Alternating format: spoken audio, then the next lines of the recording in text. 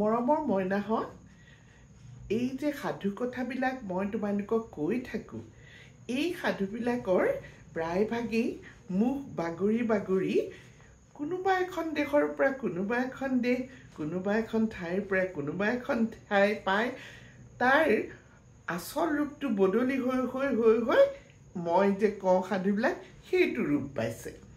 তেনেকৈ আমাৰ মাজত বহু সাধু আছে যিবিলাক আমি আমাৰ আইতাহঁতৰ পৰা শুনিছিলোঁ, আইতাহঁতে আজু আইতাহঁতৰ পৰা শুনিছিলে। এনেকৈ এতিয়া এই সাধুবিলাক আকৌ তোমালোককো আমি ক'বলৈ ধৰিছোঁ।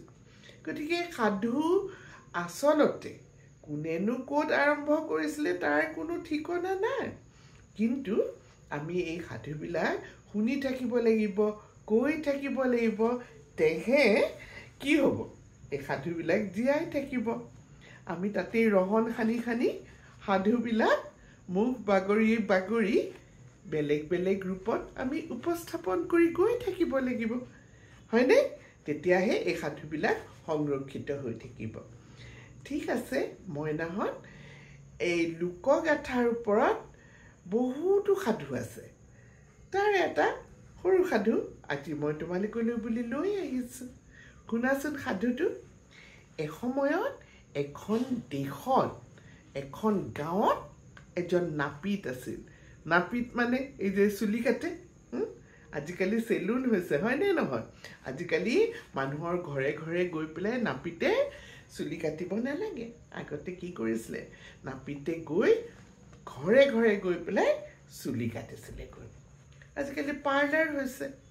বাৰু সেই সময়ৰ কথা মই কৈছোঁ, যেতিয়া পাৰ্লাৰ নাছিলে আৰু নাপিতে ঘৰে ঘৰে গৈ পেলাই চুলি কাটিছিলে। এজন নাপিত আছিলে সেইখন গাঁৱত আৰু সকলোৰে ঘৰে ঘৰে গৈ পেলাই চুলি কাটি কোনোমতে পইচা কেইটামান পাই নিজৰ সংসাৰখন চলাই আছিলে। এনেকৈ সেই গাঁওখনৰে এঘৰ মানুহত প্ৰতি দেওবাৰে গৈ গৈ তেওঁলোকৰ ঘৰৰ সৰু সৰু ল'ৰা ছোৱালীবিলাকৰ আৰু লগতে গৃহস্থৰো চুলি কাটিবলৈ ধৰিলে। কিন্তু কি জানানে মইনাহঁত, সেই মানুহৰ বৰ কৃপণ আছিলে। তেওঁ এই নাপিতজনক পইচা কেতিয়াও পূৰাকৈ দিয়া নাছিলে।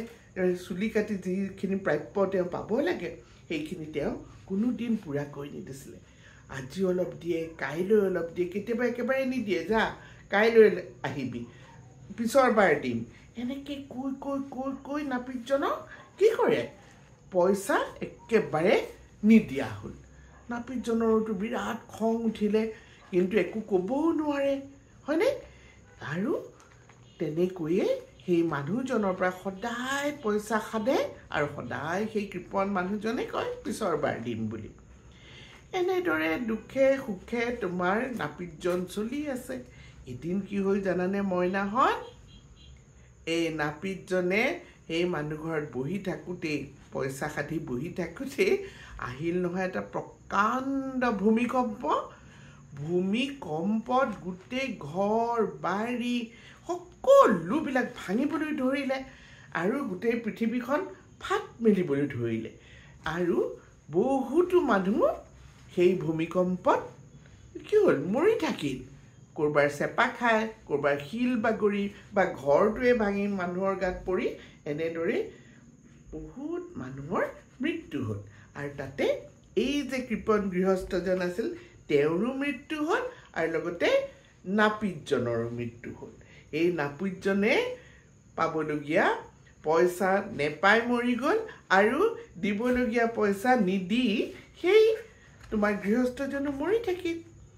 পিছৰ জনমত আকৌ কি হ'ল জানানে, এই নাপিতজন কি হ'ল, এটা শালিকা হৈ জন্ম হ'ল আৰু এই গৃহস্থজন এটা মেকুৰী হ'ল।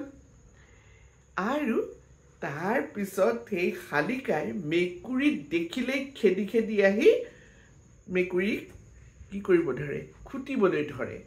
আৰু মেকুৰীয়েও মেও মেওকৈ শালিকা দেখিলেই পলাবলৈ ধৰে। তোমালোকে দেখিছানে মেকুৰীয়ে কি কৰে, শালিকালৈ খুব ভয় কৰে আৰু শালিকায়ো মেকুৰীক খেদি খেদি খুটিবলৈ যায়।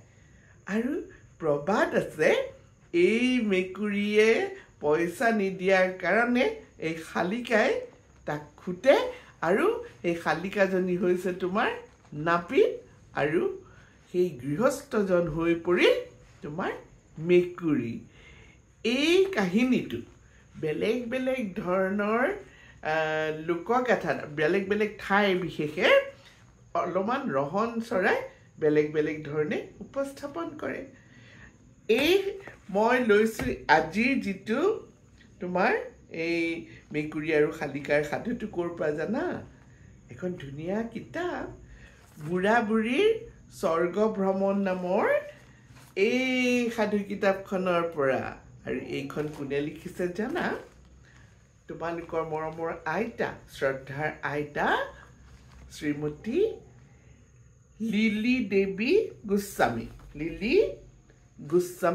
দেৱী তেখেতে লিখিছে এইখন চোৱা তেখেতৰ ফটো এইখনৰ পৰা মই আগতেও তোমালোকক কাহিনী কৈছোঁ পিছলৈও আকৌ এনেকুৱা ধৰণৰ তোমাৰ কাহিনী মুখ বাগৰি বাগৰি অহা ধুনীয়া ধুনীয়া কাহিনী তেখেতে সাধু আকাৰেৰে ইয়াত লিখি থৈ গৈছে গতিকে মই তোমালোকক আকৌ শুনাই যাম হ'বনে আজিৰ কাৰণে আই মাই বিদায় লৈছে আৰু শুভৰাত্ৰি বুলি কৈছে সকলো কুশলে থাকা বাই বাই